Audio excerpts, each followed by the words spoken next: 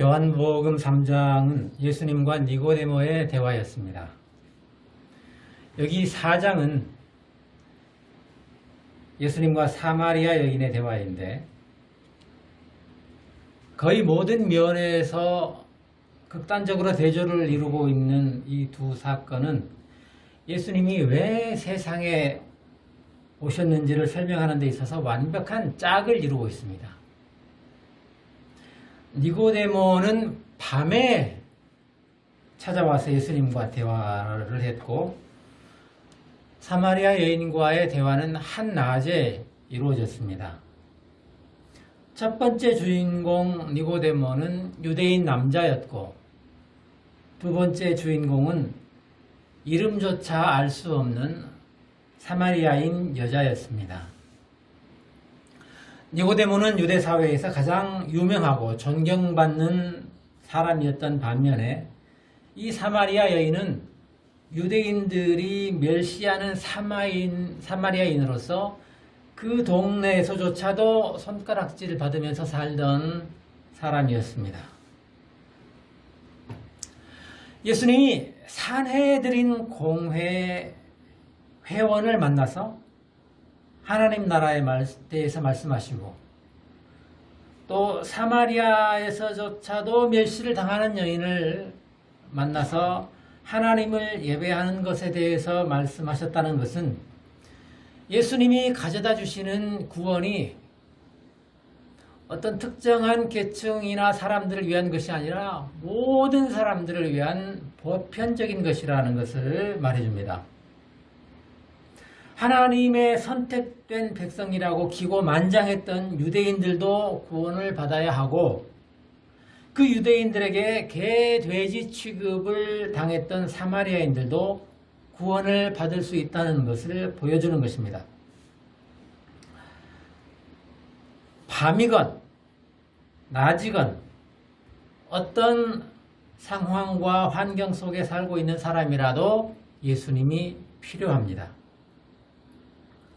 상류층이나 하층민 같은 계급은 인간이 스스로 만들어 놓은 구별일 뿐이지 하나님 앞에서는 구원을 필요로 하는 인간이라는 점에서 모두가 똑같습니다. 하나님은 어느 특정 집단의 사람들이 독점적으로 차지할 수 없습니다. 하나님은 모든 믿는 자들의 하나님이시기 때문에 그분 앞에서 모든 인간은 똑같습니다. 하나님 앞에서 율법의 대학자인 니고데모나 동네에서 손가락질 당하던 사마리아 여인이나 똑같이 죄인이고 똑같이 구원받아야 할 대상이고 또 똑같이 하나님이 사랑하셨고 그래서 똑같이 평등합니다. 인간들만 모아놓으면 만인이 평등하다는 사상은 결코 나올 수가 없습니다. 어떻게 니고데모와 사마리아 여인이 평등할 수 있겠습니까?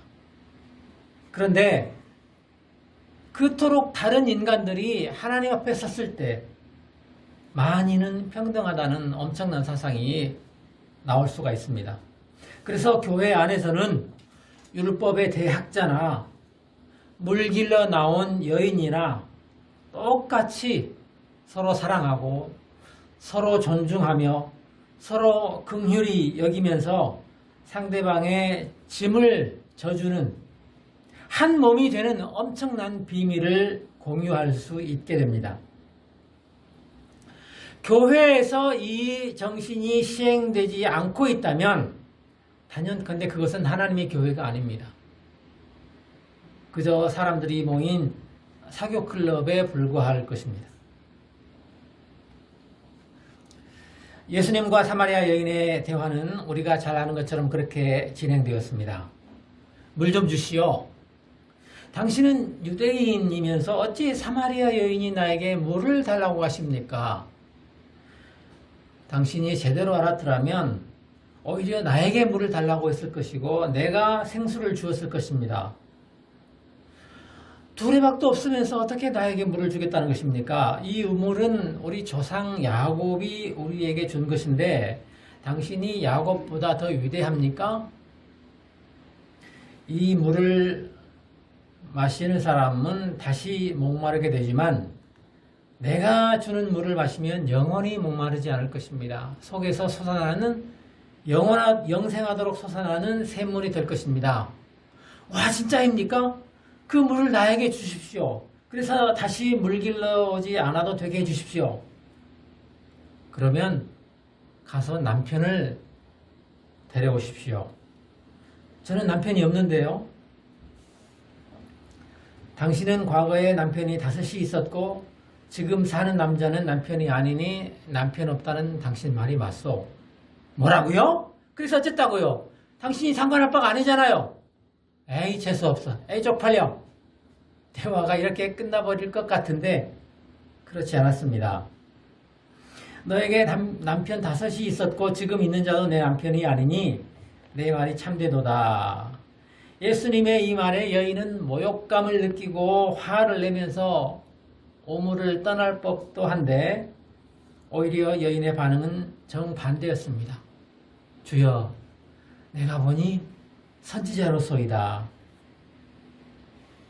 이 낯선 남자가 자신의 파란만장한 인생을 다 알고 있다면 하나님의 선지자인 것이 분명하고, 그렇다면 하나님의 선지자를 만난 이 엄청난 기회를 놓쳐버리고 싶지 않았습니다. 그래서 진지하게 묻는 거예요.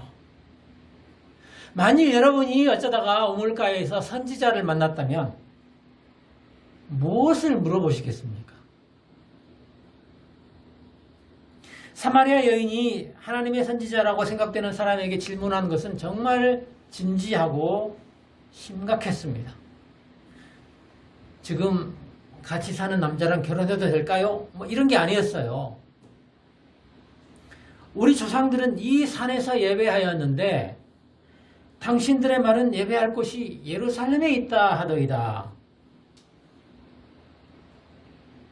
사마리아 여인이 자신의 고통스럽고 부끄러운 과거를 들추어낸 이 사람에게 등을 돌려 떠나지 않고 오히려 진지하게 다가서고 있는 것은 그 사람이 선지자라고 생각되었기 때문입니다. 이것은 니고데모가 예수님을 찾아왔던 이유와 같아요. 니고데모는 평생 율법을 연구해서 최고의 경지에 도달한 사람이었습니다. 그가 배워야 할 선생은 더 이상 이스라엘에 없었습니다. 그런데 하나님으로부터 오신 선생이라는 사람, 그렇게 생각되는 사람이 나타났을 때 그는 주저없이 찾아와서 가르침을 청했습니다. 그에게는 진리를 향한 목마름이 있었다는 거죠. 사마리아 여인 역시 비록 삶은 기구하고 행복하지 못했지만 진리를 향한 목마름이 있었습니다. 그 갈증을 해소할 수 있는 이 엄청난 기회 앞에서 자신의 부끄러운 과거가 드러나는 것은 하나도 중요하지 않았습니다. 우리는 모두 진리를 찾는 사람들입니다. 구도자라는 거창한 이름을 갖다 붙이기에는 민망하지만 누구나 진리를 향한 목마름이 있지 않습니까? 목사님 설교 맨날 들어도 잘 모르겠다, 이해 안 된다고 하는 사람들이 무슨 집회에 가서 은혜를 체험하고 새로운 깨달음을 얻었다고 하는 것도 결국 그런 영적인 간절한 목마름을 해소하기 위한 그런 길을 떠난 사람들 아니겠습니까? 그래서 은사가 나타나고 은혜가 넘친다는 집회에는 사람들이 모여들고 또 유난히 그런 곳을 찾아다니는데 열심인 사람들도 있습니다. 요즘에는 옛날처럼 기도원 같은데 찾아가지 않아도 유튜브에서 유명한 분들 설교를 쉽게 접할 수가 있죠. 하나님의 말씀을 더 명쾌하고 정확하게 설명해 줄 수 있을 것 같은 선생을 찾아다니는 것은 잘못이 아니에요. 오히려 당연한 일이고 권장할 일이죠. 문제는 목사님 설교를 맨날 들어도 이해가 안 되는 것을 어디 가니까 단번에 명쾌하게 설명해 주더라. 그런 경우는 이단이나 거짓 선지자의 가능성이 매우 크다는 것입니다. 제가 한 번은 버스터미널에 앉아 있는데 신천지 전도사 여자분이 와서 말을 걸더군요. 자기도 옛날에는 신학교를 다니면서 열심히 공부했답니다. 성적도 좋았대요. 그렇게 공부하면서 아무리 공부를 해도 이해가 안 되는 것들이 많아서 그냥 억지로 믿으려고 애를 썼는데 신천지 공부를 해보니까 너무나 시원하게 이해가 되더라는 거예요. 그래서 제가 뭐가 그렇게 시원하게 이해가 됩니까? 하고 물어봤어요. 그랬더니 예를 들면 가인이 동생 아벨을 죽인 후에 다른 사람들이 자기를 죽일까봐 두려워했다고 했는데 그때 뭐 나오는 사람들은 뭐 아담과 하와 그리고 가인 동생 이렇게 밖에 없었는데 어떤 사람들이 더 있어가지고 자기를 죽이려고 했을까 이게 이해가 안 되었는데 신천지에서는 너무나 쉽게 설명을 하더라는 거예요. 그때 사람들이 더 있었다는 거예요. 어떤 사람들인가 하면 하나님이 지으신 아담과 하와 그리고 거기서 가인과 아벨 말고 하나님이 지으신 사람들이 아닌 그러니까 짐승의 마음을 가진 사람들이 더 살고 있었다는 거예요. 그 얘기를 듣고 내가 기가 막혀가지고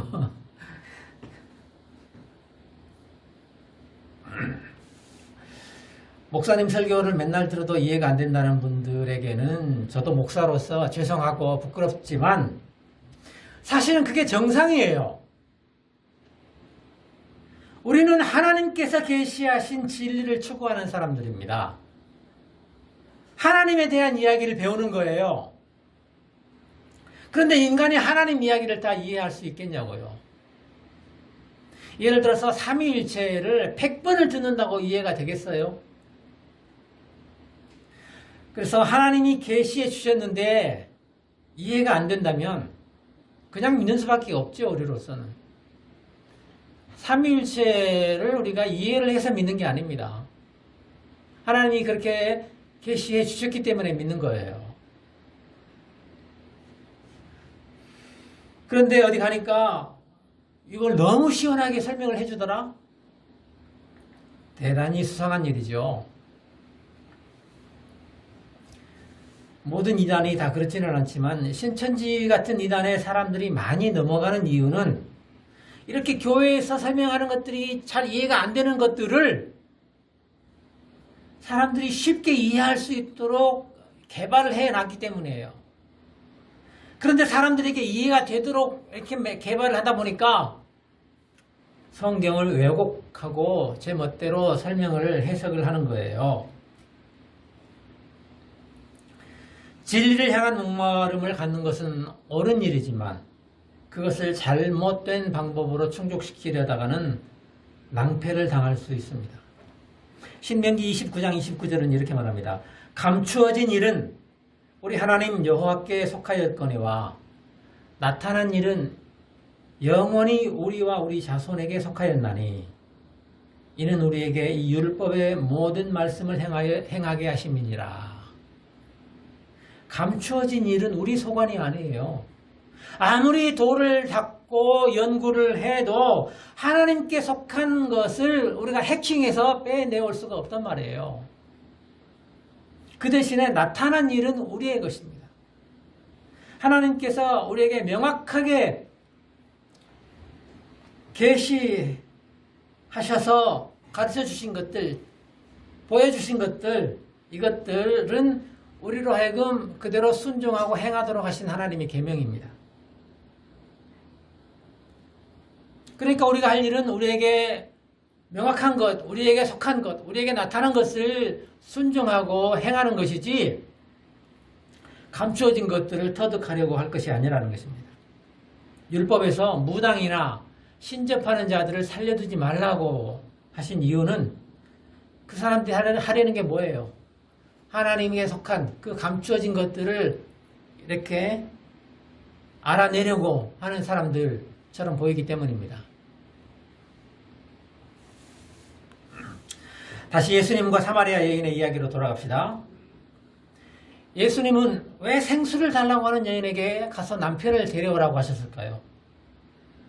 여인의 과거를 들추어내서 그 여인의 죄악을 또 그 여인의 약점을 드러내도록 그래서 회개하도록 하기 위해서였을까요? 물론 그렇게 될 수도 있겠지만은 예수님의 의도는 첫 번째 의도는 그것이 아니에요.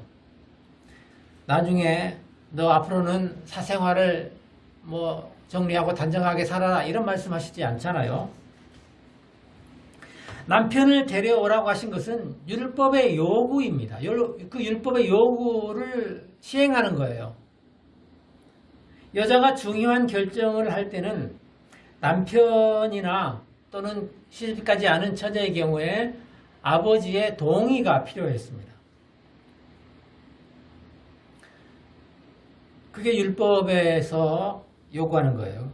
그런데 남편 이야기가 나오는 바람에 이 여인의 과거와 현재의 삶이 드러났고 그것 때문에 결국 여인은 예수님을 하나님의 선지자로 인정하게 되었습니다.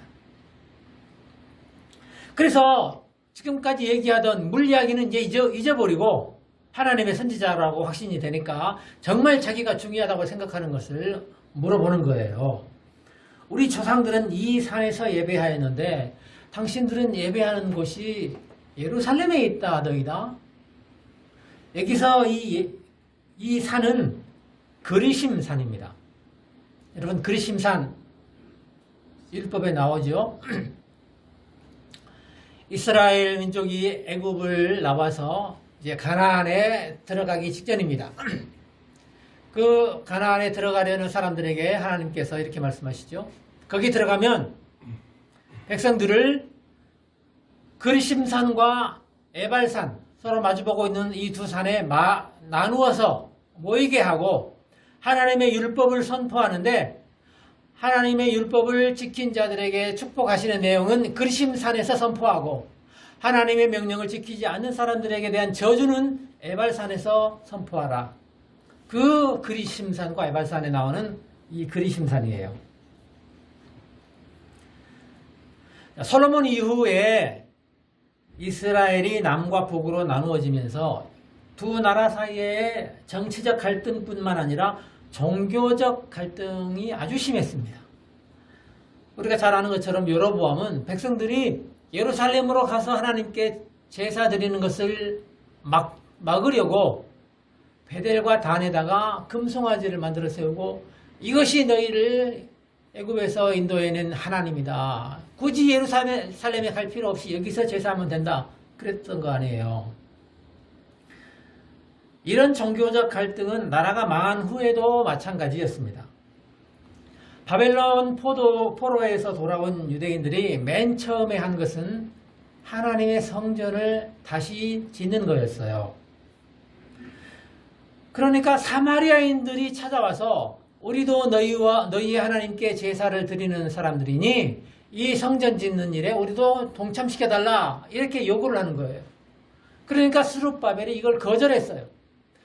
그랬더니 사마리아인들이 온갖 방법을 동원해서 성전 짓는 일을 방해했습니다. 그래서 결국 예루살렘 성전이 완공되니까 이제는 사마리아인들도 이 그리심산에다가 따로 자기들의 성전을 세운 거예요. 그러니 성전이 두 개가 생겼으니 이 두 성전 사이에 얼마나 갈등이 심했겠어요. 페르시아를 멸망시킨 알렉산더 대왕이 일찍 죽지요. 그러니까 그 광대한 제국이 그 신하들 가운데 그 장군들 중에 4명의 장군들을 중심으로 해서 제국이 넷으로 쪼개져요. 그 중에 하나가 셀류코스 제국인데 이 팔레스틴 이 지역은 이 셀류코스 제국에 속하게 되어 있었습니다. 근데 이 셀류커스 제국은 유대인들 또 이 유대교를 얼마나 심하게 핍박했는지 몰라요. 이 폭정을 견디다 못해서 유대인들이 반란을 일으킵니다. 이게 마카비 반란인데 그래서 반란을 일으켜서 성공을 해요. 이 셀류코스 제국을 몰아내고 독립을 합니다. 그래서 하스모니안 왕조가 생겨나게 돼요. 이제 유대인 세상들이 됐잖아요. 그러니까 이 유대인들이 눈에 가시 같은 사마리아 그 성전, 그리심산의 성전을 파괴해버렸습니다. 그러니까 이 사마리아인들로서는 이 유대인들이 원수인 거예요, 원수. 아주 유대인이라면 일을 가는 거예요.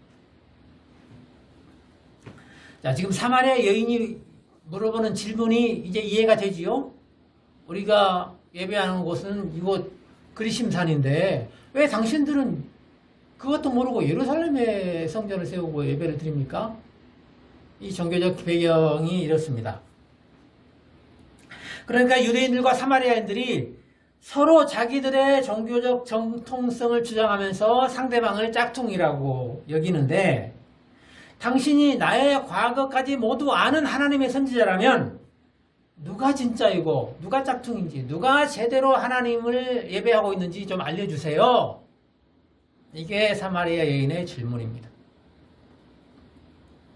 사실 이 여인의 질문에 대한 대답은 뻔해요.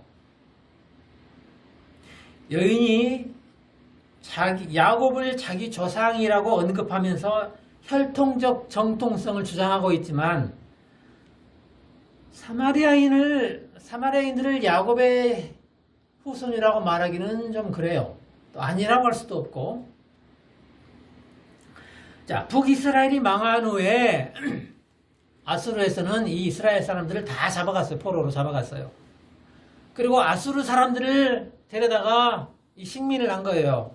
이 이스라엘 땅에다가 데려와서 살게 했어요. 그리고 또 거기에는 이스라엘 사람들이 좀 남아 있었을 거 아니에요. 이 두 민족이 섞인 게 사마리아인입니다. 그러니까 사마리아인들이 유대인들에 대해서 야곱의 후손이라고 주장하는 것은 전혀 승산이 없는 게임입니다. 그리고 왜 사마리아인들이 그리심산에 성전을 세웠는가 하면, 그들이 가지고 있는 모세 오경에 의하면 하나님께서 너희가 가나안에 들어가면 그리심산에 제단을 세우고 이런 내용이 나와요. 분명히 하나님이 그리심산에 제단을 세우라고 하셨는데 유대인들이 하나님의 뜻을 여기고 예루살렘에 성전을 세워버렸다고 주장하는 거죠. 그러나 이스라엘 민족이 출애굽해서 가나안에 들어갈 때 사마리아인들이 있었습니까? 그 후로 700년도 더 지나서 생긴 게 사마리아인들이에요. 그리고 솔로몬의 성전이 세워질 때도 사마리아인들이 없었을 뿐만 아니라 그 솔로몬의 성전은 유대인들의 성전이 아니었어요. 이스라엘 전체의 성전이었습니다. 그때는 나라가 나뉘기 전이니까. 그러니까 이건 누가 보더라도 사마리아인들이 나중에 자기들 입장에 맞도록 모세오경을 고쳐 쓴 거 아닙니까? 사마리아인들만 그렇지 않다고 주장할 뿐이지요. 이런 사람들을 설득하는 것은 정말 어렵습니다. 자신의 생존이나 이익과 관련된 문제를 객관적이고 공정하게 바라보는 것은 쉽지 않기 때문입니다. 하나님을 예배하는 성전이 그리심산에 있어야 합니까? 예루살렘에 있어야 합니까? 하는 질문은 사마리아인들과 유대인들 중에서 누가 하나님을 올바로 예배하고 있습니까? 즉 하나님은 누구네 하나님입니까? 하나님은 유대인의 하나님입니까? 사마리아인의 하나님입니까? 이런 질문이 되기도 합니다. 그러니까 이 사람들의 사고방식을 들여다보면 특정 집단이 하나님을 지금 차지하려고 하는 거죠. 물론 유대인들은 더 그랬습니다. 그리고 하나님은 장소에 구애받으시는 분으로 이해가 돼요. 성전이라는 개념이 그것을 내포하고 있습니다. 성전은 출애굽 당시 빽빽한 구름이나 불과 구름 기둥으로 상징되었던 여호와 하나님의 임재가 한 곳에 정착한 것을 의미했습니다. 출애굽 당시는 그 하나님의 임재가 늘 이렇게 돌아다녔잖아요. 그 하나님의 임재가 가시는 곳을 따라서 백성들이 따라다녔는데 가나안에 들어와서 한 곳에 정착하니까 하나님의 임재도 그렇게 돌아다닐 필요 없이 한 곳에 정착해야 했죠. 결국 그것이 솔로몬의 성전입니다. 그래서 이 성전은 하나님이 자기 백성을 만나주시는 장소가 된 거예요. 하나님을 만나려면 성전으로 가야 했습니다. 성전에서만 하나님께 제사를 드릴 수 있어요. 그런데 이 제도와 사상은 결국 하나님을 성전이라는 이 한 장소에 가두어 버리는 결과를 만들고 말았습니다. 이런 개념은 오늘 우리에게도 상당히 위험하게 작용합니다. 여러분은 교회에 하나님을 만나러 오십니까? 그래서 교회에 나오면 하나님 앞에 있는 것 같아서 거룩해야 할 것 같은데 그런 느낌이 들다가 이제 예배 마치고 집에 가면 하나님하고 헤어지고 왔으니까 마음가짐이 달라집니까? 행동도 달라집니까? 만일 우리가 그렇게 살고 있다면 정말 잘못 믿고 있는 겁니다. 오죽하면 바울사도가 하나님이 우리 몸을 성전 삼으신다고 했겠어요. 성전이 예루살렘에 있어서 거기서 하나님을 예배드리는 것이 아니라 우리 몸을 하나님이 성전으로 삼으신다는 거예요. 성전이라는 것은 하나님의 임재 상징이었기 때문에 하나님이 우리 몸 안에 찾아와 계시겠다는 거예요. 그래서 어떤 장소가 진짜 하나님을 예배하는 곳이냐고 묻는 여인에게 예수님이 이 산이 아니야. 그렇다고 예루살렘이냐? 예루살렘도 아니래요. 이 그리심산도 아니고 예루살렘도 아니라는 거예요. 그 대신에 어디라고 꼬집어서 얘기하시는 것이 아니라 그 대신에 올바로 하나님을 예배할 때가 온다는 거예요. 때가, 시간이. 그런데 그 때가 언제냐? 바로 지금이라는 것입니다.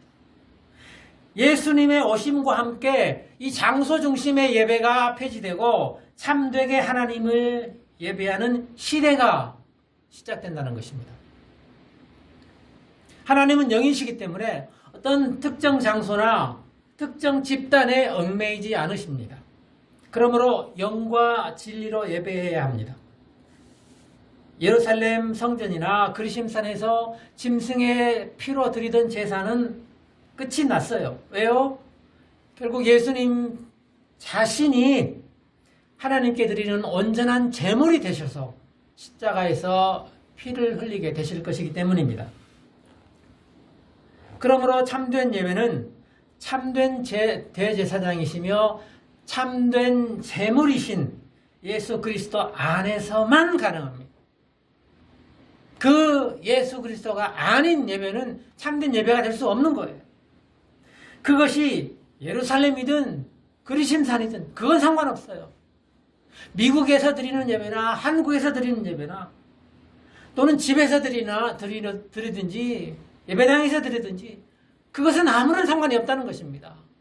장소가 중요한 게 아니라는 거예요. 이 산도 아니고 예루살렘도 아니라는 것입니다.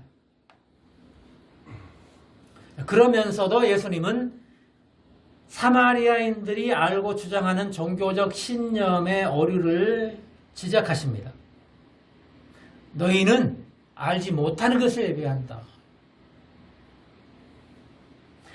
가장 위험하고 어리석은 것이 모르고 믿는 거예요. 믿음이라는 것은 반드시 진실에 근거해야 합니다. 내가 속아서 짝퉁 가방을 하나 샀는데 그거 들고 다니면서 백날 이거 진짜 명품이라고 믿는다고 해서 그게 명품 되던가요? 잘못 믿는다는 것이 얼마나 허무한지 아십니까? 프랑스의 소설가 모파상의 목걸이라는 단편 소설이 있습니다. 이 주인공 여자가 가난한데 허영심이 많아요. 그래서 파티에 참석하게 되었는데 입고 갈 옷도 없고 뭣도 없고 그래서 안 간다고 짜증을 내다가 아는 부자 친구에게 가서 다이아몬드 목걸이를 빌려왔어요. 그걸 걸고 파티에 참석한 거예요.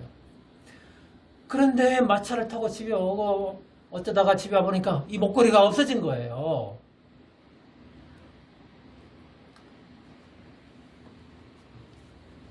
이 가난한 여자는 잃어버린 목걸이와 똑같은 것을 사서 주인에게 돌려주었습니다. 그러느라고 엄청난 빚을 지게 됐습니다. 집도 팔아야 했어요. 그리고 죽도록 일만 하며 살아야 했습니다. 그리고 나이가 들어서 빚을 다 갚았습니다. 마침내. 그러다가 그 친구를 만났어요. 그래서 그 친구에게 사실을 얘기했습니다. 그랬더니 그 목걸이 주인이 깜짝 놀라면서 이렇게 말합니다. 어머! 그 목걸이 가짜였어. 열심히 믿는 게 중요한 것이 아닙니다. 올바로 믿어야 해요. 평생을 바쳐 믿고 헌신했는데 그 믿음의 내용이 진리가 아니라 짝퉁이었다면 얼마나 허무하고 기가 막힙니까? 나중에 진실이 드러났을 때 땅을 치고 이를 갈며 통곡해도 이미 때는 늦었습니다. 그래서 예수님이 영과 진리로 예배해야 한다고 하시는데, 진리로 예배한다는 의미는 진리를 알고 그 진리에 근거해서 예배해야 한다는 의미로 해석되기도 합니다. 또 예수님은 진리를 알지니 진리가 너희를 자유롭게 하리라 이렇게 말씀하시기도 하셨잖아요. 진리 아닌 것은 우리를 구원할 수 없습니다. 짝퉁이 우리를 죄와 사망의 굴레로부터 자유롭게 할 수가 없어요. 그것이 우리가 진리이신 예수 그리스도를 올바로 알고 믿어야 하는 이유입니다. 이 진리를 추구하는 믿음의 여정이 우리 모두로 하여금 하나님을 영과 진리로 예배하는 참된 예배자로 거듭나게 하기를 축복합니다. 아멘. 기도하겠습니다. 거룩하신 하나님 아버지, 우리가 모두 하나님께 예배하는 자입니다. 예배하는 이 자리에 나오게 해주셔서 감사합니다. 그러나 하나님, 우리가 잘못된 구습에 얽매여 하나님을 잘못 예배하지 않게 하여 주시고, 우리 욕망 따라 하나님을 예배하지 않게 하여 주시고, 오직 진리를 알고 그 진리 안에서 영으로 진리로 하나님을 예배하는 참된 예배자들이 되게 하여 주시옵소서. 아멘. 예수님의 이름으로 기도합니다. 아멘.